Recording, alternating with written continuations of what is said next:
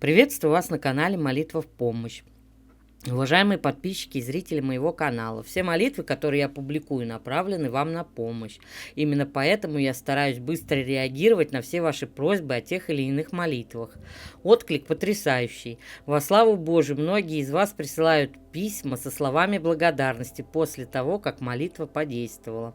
Самое главное, куда вам стоит направлять свою благодарность, это Господу нашему Иисусу Христу. Сегодня я подготовила молитву от затяжного кашля. В период многочисленных сезонных простуд это очень актуально. После простуды иногда долго не проходит изнуряющий кашель. Справиться с этой проблемой поможет чистая питьевая вода и мощная исцеляющая молитва. Самое важное, что вам следует знать, все молитвы, представленные на нашем канале, действуют только на взрослых людей. Прочтите вместе со мной молитвенные слова над стаканом чистой воды и выпейте ее небольшими глоточками.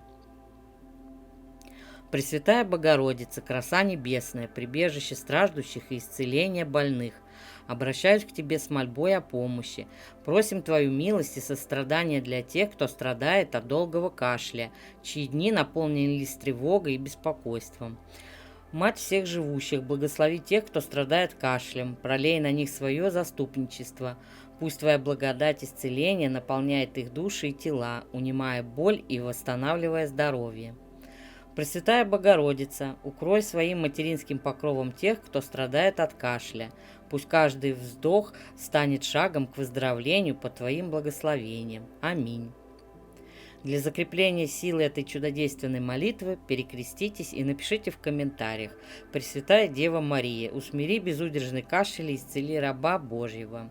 Чтобы усилить эффект этой молитвы, слушайте ее каждый день на протяжении 3 дней. Храни вас Господь!